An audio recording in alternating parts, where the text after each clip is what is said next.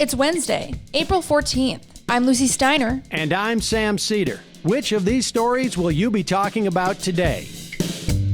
Joe Biden pledges to withdraw all American combat troops from Afghanistan by September 11th, giving a concrete endpoint to America's 20-year-old war. Meanwhile, protests continue across the Twin Cities area as the officer who killed Daunte Wright and the Brooklyn Center police chief both resign. And lastly, the U.S. pauses rollout of the single-dose Johnson & Johnson vaccine after just 6 reported cases of blood clots. You are listening to Majority FM's AM Quickie, and these are the stories you need to know.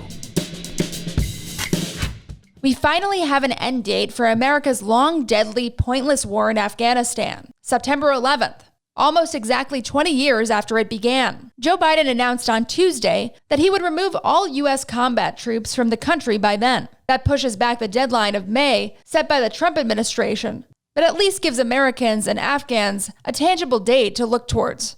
Biden appears to be unequivocally rejecting the military and foreign policy establishment that urged him to take a so-called conditions-based approach to withdrawing. Military leaders fear that without a U.S. presence, the country will soon fall to the Taliban all over again. But the New York Times reported that Biden thought putting any conditions on withdrawal would mean our troops would never leave. The tragedy is, both sides here are probably right. The Taliban have surged across the country in many years and will undoubtedly be part of Afghanistan's future. But if the U.S. doesn't get out for good now, when will we? It's been 20 years, and we've wasted 2,400 American lives and over $2 trillion. Intelligence officials say that the Taliban and other terrorist groups active in the country pose little risk to striking the U.S. Enough is enough. Now, all that's left is to make sure Biden sticks to his promise.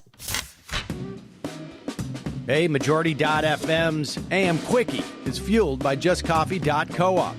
Just Coffee is a worker-owned coffee roaster based in Madison, Wisconsin that has sponsored the Majority Report for nearly a decade. Check out their collection of fair trade roasts, including our own Majority Report blend, and regardless of what you order, receive 10% off of your order when you use the code MAJORITY at checkout. All shipping, of course, is free. That's coupon code MAJORITY at justcoffee.coop.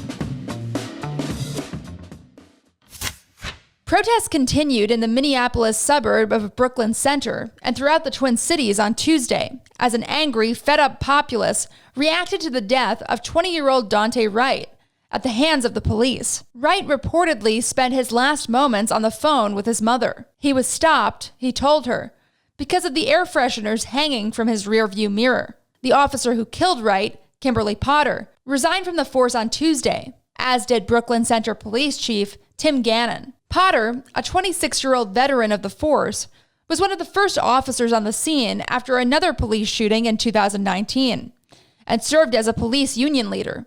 She advised the officers involved there to go into separate squad cars, turn off their body cameras, and not speak to one another. No charges were filed in that case. As protests continued after Wright's death, the rest of the officers in the Twin Cities area have not yielded an inch to protesters, responding on Monday night with force.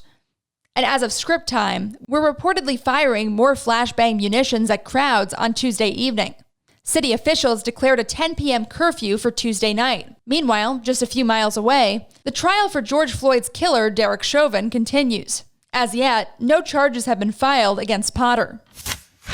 The U.S. has called for a pause on the rollout of Johnson & Johnson's single-shot vaccine after federal health officials discovered a rare blood clot disorder in 6 people who have received it. For reference, that's 6 people out of an estimated 7 million who have gotten the J&J shot thus far. But authorities are clearly tightly wound after Europe struggles with the AstraZeneca vaccine, which was also tenuously linked to blood clots. But again, as sexual health advocates pointed out, the risk for blood clots is 1 in 1,000 for some forms of birth control. That's more than 1,000 times more likely than the J&J shot, and those pills are considered extremely low risk. FDA scientists said in a statement, quote, "We are recommending a pause in the use of this vaccine out of an abundance of caution. Right now, these adverse events appear to be extremely rare, unquote. That overabundance of caution has thrown the 9 million or so doses of the J&J vaccine that were expected to go out to Americans in the coming weeks into limbo. The pause is supposed to last just a matter of days, but it depends what the FDA finds in that time. Let's hope that the risks stay as low as they appear, and we can get back to using that vaccine as soon as possible. And now for some quicker quickies. An internal report shows that Capitol Police were specifically told not to use aggressive tactics against the January 6th rioters, despite knowing there was a potential for violence and that Congress itself was the target of the riots. The Senate will likely move ahead on a rare bipartisan measure today. The bill is designed to help investigate and halt hate crimes against Asian Americans and could be finalized by the end of the week if negotiators from both sides of the aisle can pull it off. Also in bipartisanship, a group of representatives from both sides of the aisle sent a letter to Biden's Secretary of State, Anthony Blinken, on Tuesday, urging him to end U.S. support for the Saudi blockade and military campaign in Yemen, which is drastically fueling the humanitarian crisis there. Nancy Pelosi has invited Joe Biden to address a joint session of Congress on April 28th, the traditional meeting that isn't officially a State of the Union address, but serves as one in the president's first year. Quickie.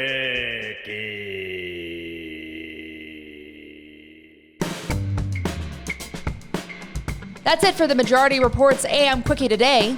Sam and Emma will be with you shortly.